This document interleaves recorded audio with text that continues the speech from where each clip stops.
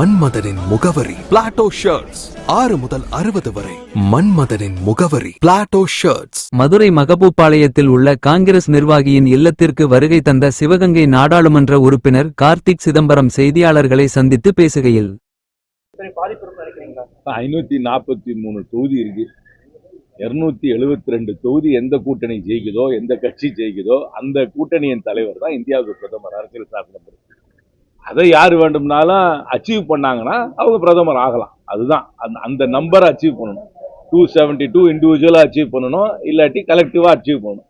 அது எந்த political reality உங்களுக்கும் தெரியும், எனக்கும் தெரியும். அவ்வளவுதான் சார். அவர் ஆல்ரெடி பிஎம் கேண்டிடேட் தான் வருவாருன்னு சொல்றது வந்து ஒரு மணி தாகூர் சார் வந்து ஆல்ரெடி அவங்க எல்லாருமே வந்து ரசிகர் மன்ற நிலையில தான் இருக்காங்க அப்படின்றாங்களே, இதை எப்படி பாருங்க?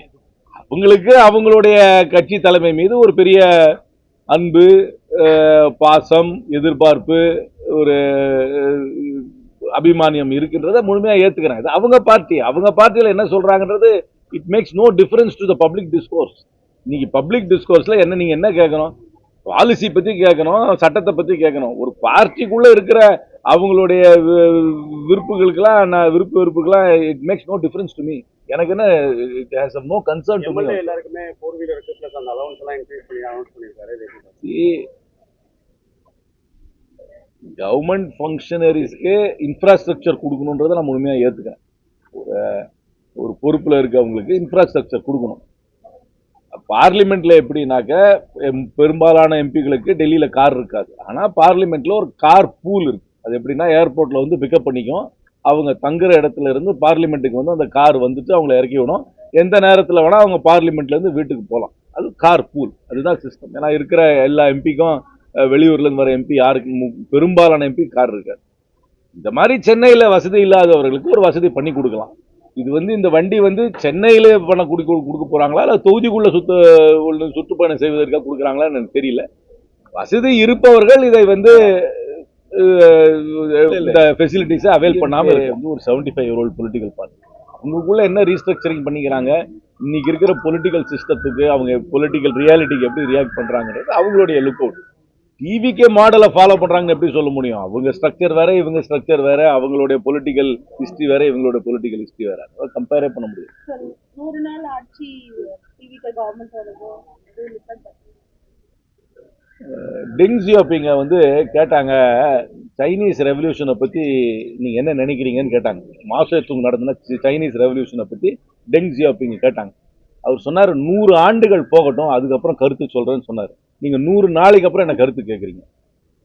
தொகுதி மறியறையில் வந்து சட்டமன்றத்தில் வந்து ஒரு தீர்மானத்தை நிறைவேற்றிட்டு அமித்ஷாவோட அந்த சவுத் ஜோன் கவுன்சிலிங் மீட்டிங்ல போயிட்டு ஒரு எனக்கு வந்து ஒரு இதுக்கு உத்தரவாதம் கொடுங்க, அந்த ரெப்ரசன்டேட்டிவ் குறையக்கூடாது, உத்தரவாதம் கொடுத்தா நாங்க ஆதரிக்கிறது ஒரு ஸ்டாண்ட் மாத்திருக்காங்க. எல்லாரும் எதிர்கட்சி என்ன சொல்றாங்கன்னா அண்டர்பெல்ட் விஜய் வந்து ஒரு அண்டர்பெல்ட் ஆயிடுச்சு மாதிரி இல்ல. இது என்னன்னா, என்னுடைய அண்டர்ஸ்டாண்டிங் என்னன்னா, சட்டமன்றத்துல போட்டதுதான் அரசாங்கத்துடைய நிலை, ஒட்டுமொத்த சட்டமன்றத்தோட நிலை, தாவேகாவோட நிலையும் அதுதான். அதுக்கு வந்து கிளாரிபிகேஷன் கொடுத்துட்டாங்க.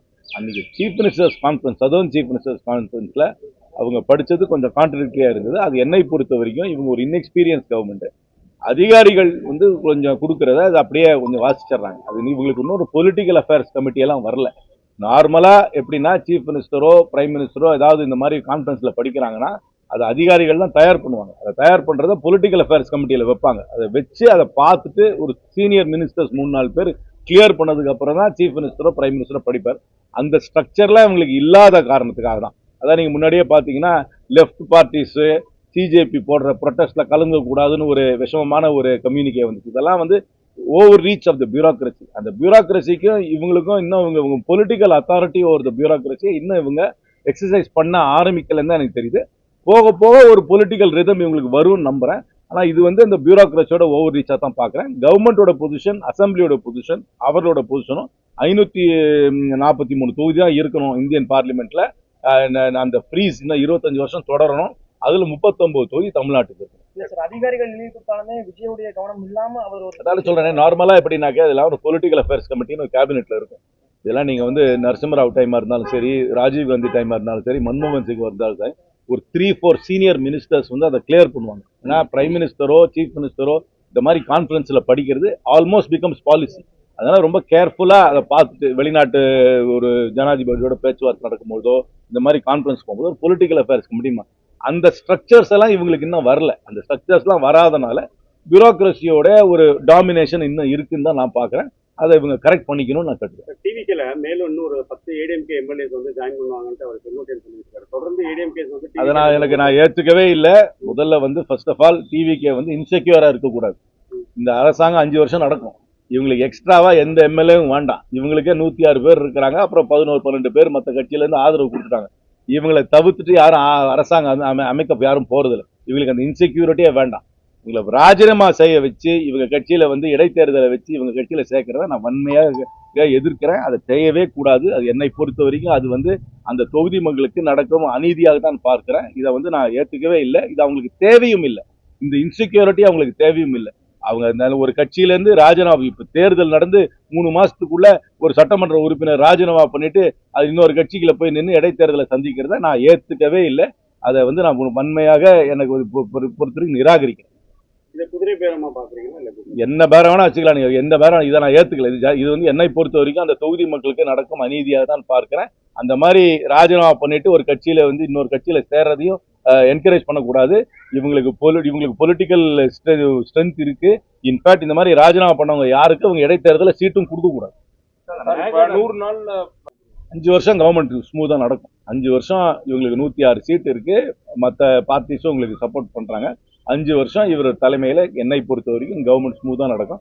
இனிஷியல் டீதிங் ப்ராப்ளம் இருக்கதான் செய்யும். ஏன்னா சொல்றேனே, அவங்களுக்கு இன்னும் பொலிட்டிக்கல் ஸ்ட்ரக்சர்ஸ் எல்லாம் இன்னும் அமையல. அவங்களுக்கு இன்னும் பொலிட்டிக்கல் ஸ்ட்ரக்சர்ஸ் அமையாத நேரத்துல இந்த மாதிரி பியூரோக்ராட்டிக் டாமினேஷன் கொஞ்சம் இருக்கும். மற்ற பார்ட்டிஸோட இன்டராக்ஷன்ஸ் வந்து கொஞ்சம் ஸ்மூதன் ஆகணும். இன்னும் போக போக சரியாயிடும் தான் நம்புறேன்.